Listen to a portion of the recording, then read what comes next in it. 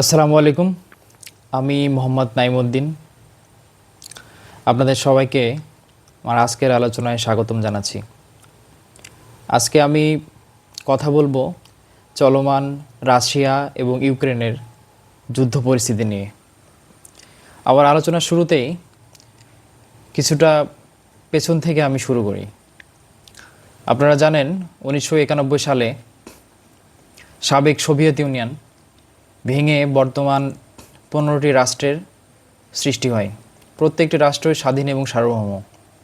বর্তমান যে ইউক্রেন নিয়ে আমাদের যে সংকট, বর্তমান বিশ্বে যে সংকট, সেটা সাবেক সোভিয়েত ইউনিয়নের একটি অংশ। রাশিয়ার প্রেসিডেন্ট ভ্লাদিমির পুতিন 2022 সালে যখন ইউক্রেন সীমান্তে সৈন্য সমাবেশ ঘটায়, তখন পশ্চিমা সামরিক গোয়েন্দা সংস্থা অনেকটা নিশ্চিত হয়ে যায় যে এর পেছনে অন্য কোনো উদ্দেশ্য আছে। অর্থাৎ একটা ফুল স্কেলে যুদ্ধ পরিচালনা করার জন্য যত সৈন্য সামন্ত এবং যুদ্ধাস্ত্রের প্রয়োজন, তার সব কিছুই তখন সন্নিবেশ করানো হয়। যদিও রাশিয়ার পক্ষ থেকে বারবারই এই বিষয়টি নাকচ করে দেওয়া হয়। তাদের পক্ষ থেকে বলা হয় যে এটা শীতকালীন মহড়ার একটা অংশ। কিন্তু পুরো বিশ্বের এই সত্যটা বুঝতে বেশি দেরি হয় না, যখন 2022 সালের 24 ফেব্রুয়ারি রাশিয়া পূর্ণদমে ইউক্রেনে হামলা চালিয়ে বসে। শুরুর দিকে রাশিয়ার এটা ইচ্ছা ছিল যে রাশিয়া আশা করছিল যে খুব অল্প সময়ের মধ্যে, অ্যাটলিস্ট 1 মাস কি 1.5 মাসের মধ্যেই পুরো ইউক্রেনকে তারা কবজায় নিয়ে নেবে। কিন্তু তাদের সে আশা পূরণ হয়নি।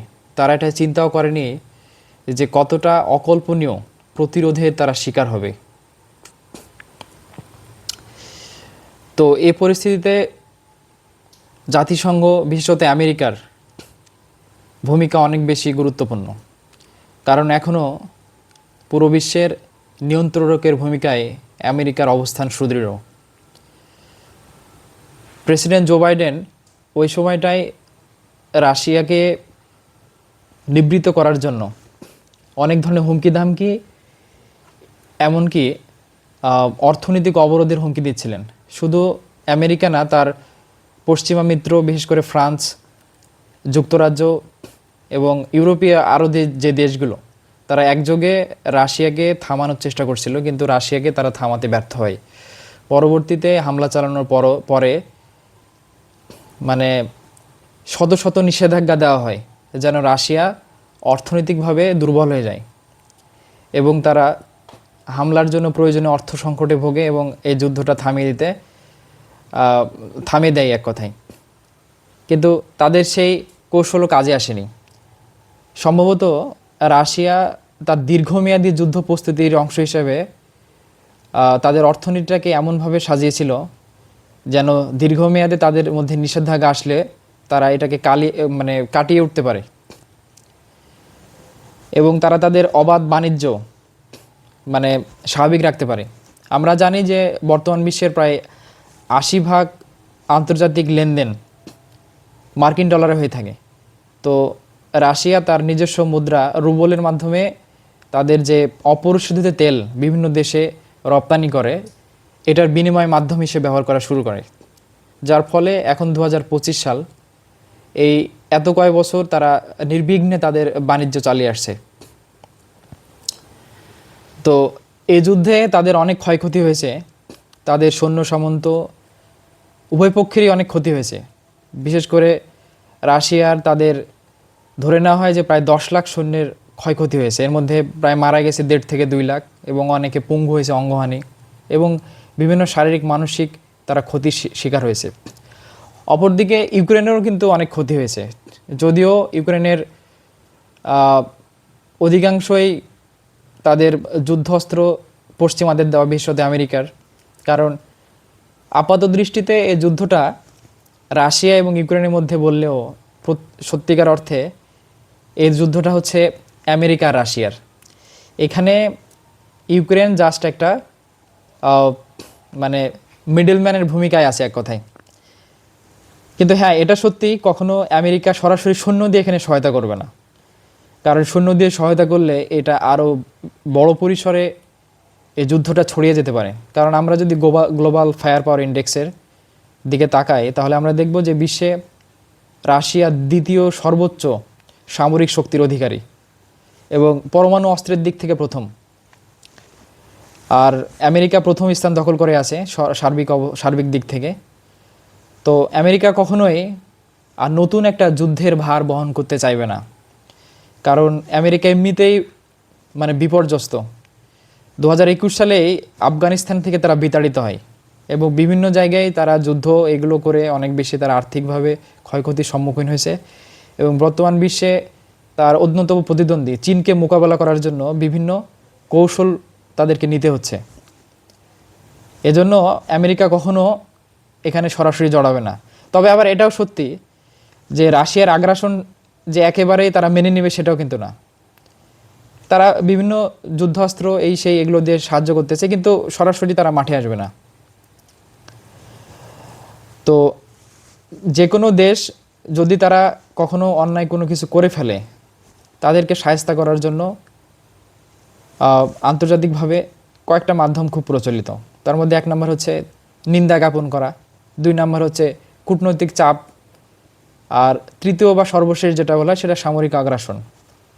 তো এটা কখনো সবসময় আর কি বিবেচিত হবে না যে সবসময় যে কাউকে হামলা করে বসবে, তাহলে একটা বিশ্ব ব্যবস্থা একটা বিশৃঙ্খলা দেখা দেবে।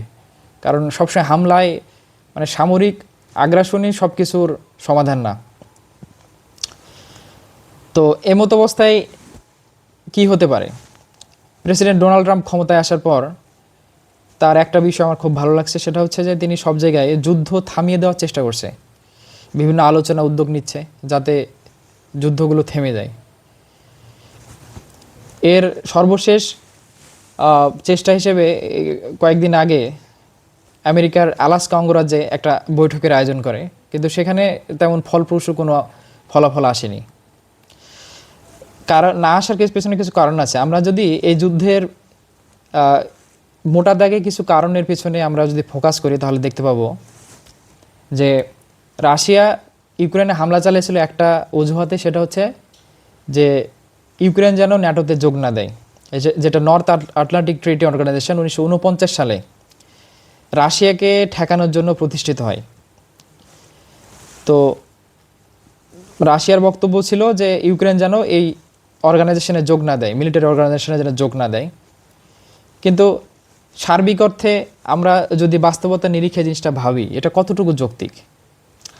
আমরা যদি একটা উদাহরণের মাধ্যমে জিনিসটা বোঝার চেষ্টা করি, আপনার প্রতিবেশী, আপনার পাশের বাড়ির লোক যদি কোনো একটা সমিতিতে যোগ দেয় এবং আপনি যদি এটা কাল্পনিকভাবে ভেবে রাখেন যে সমিতিতে যোগ দিয়ে আপনার নিরাপত্তা সে বিঘ্ন করবে এবং এই উসিলায় যদি আপনি তাকে হামলা চালান তার বাসায় গিয়ে, এটা কতটুকু যৌক্তিক হতে পারে?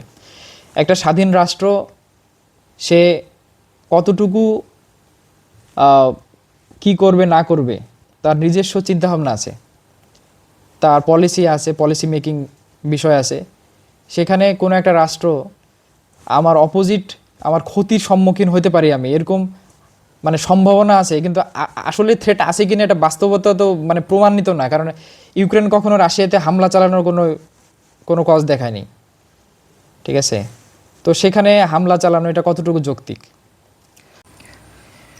এখানে প্রেসিডেন্ট ভ্লাদিমির পুতিনের আরও কিছু উচ্চাকাঙ্ক্ষা আছে আর কি, সুপ্ত উচ্চাকাঙ্ক্ষা। তিনি রাশিয়ান ফেডারেশনে হারানো গৌরব ফিরিয়ে আনতে চান এবং তার এই আকাঙ্ক্ষার আমরা প্রমাণ পাই যখন 2014 সালে কোনো উস্কানি ছাড়াই ইউক্রেনের স্বায়ত্তশাসিত উপদ্বীপ ক্রিমিয়া তারা আক্রমণ করে, যেটার আয়তন প্রায় 27,000 বর্গ কিলোমিটার এবং নিজেদের সাথে অ্যাটাচ করে নেয়। তারা আসলে পাইলট প্রকল্প হিসেবে এটা দেখে যে এখানে আমরা যদি নিজেদের সাথে অ্যাটাচ করি নিই তাহলে ইউক্রেন কী ধরনের প্রতিক্রিয়া দেখায়। তো ইউক্রেন ওইভাবে কোনো রিয়্যাক্ট করেনি। এর সুযোগ নিয়ে আরও বড় পরিসরে রাশিয়া 2022 সালে আক্রমণটা করে ফেলে।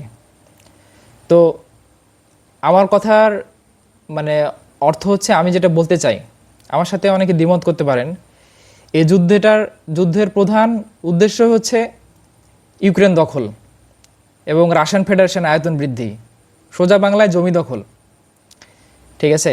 তো এখন এই যুদ্ধটা কি তৃতীয় বিশ্বযুদ্ধের দিকে যেতে পারে? উত্তর হচ্ছে না।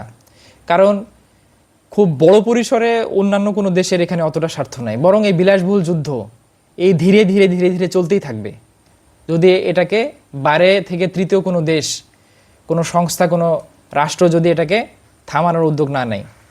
তো এই যুদ্ধটা কিভাবে সমাপ্ত হতে পারে? এই যুদ্ধটা এখন আলোচনার টেবিলে এটার সমাপ্তি ঘটতে পারে। সেক্ষেত্রে হয়তো রাশিয়া বলতে পারে যে আমার যতটুকু দখলে আছে ওই দখল আমি ছাড়বো না, মানে আমার সৈন্য যতটুকু দখল করছে, যেমন দনবাস, তারপরে জাপোরোজিয়া, খেরসন, তারপর হচ্ছে লোহানেক্স, দেনেস্ক, এই জায়গাগুলো যারা এই অঞ্চলগুলো দখলে আছে ওই দখলগুলো তারা ছাড়বে না, কারণ এগুলো দখল করতে তাদের অনেক সৈন্য এবং প্রাণহানি হয়েছে। বিবিসির এক রিপোর্টে এবং আন্তর্জাতিক আরও সংবাদ মাধ্যমের এতে দেখা গেছে যে প্রতি বর্গ কিলোমিটার দখল রাখতে প্রায় 27 জন রাশিয়ান সৈন্যকে প্রাণ দিতে হয়েছে। এবং আরেকটা শর্ত তারা জুড়ে দিবে, সেটা হচ্ছে যে ইউক্রেন যেন ন্যাটোতে যোগ না দেয়। এখন আলোচনার টেবিলে ইউক্রেন কতটা ছাড় দেয় আর রাশিয়া কতটুকু তাদের মানে দাবি দেওয়া পূরণ করতে পারে এর উপরে নির্ভর করবে যুদ্ধটা থেমে যাওয়া। সবাইকে ধন্যবাদ।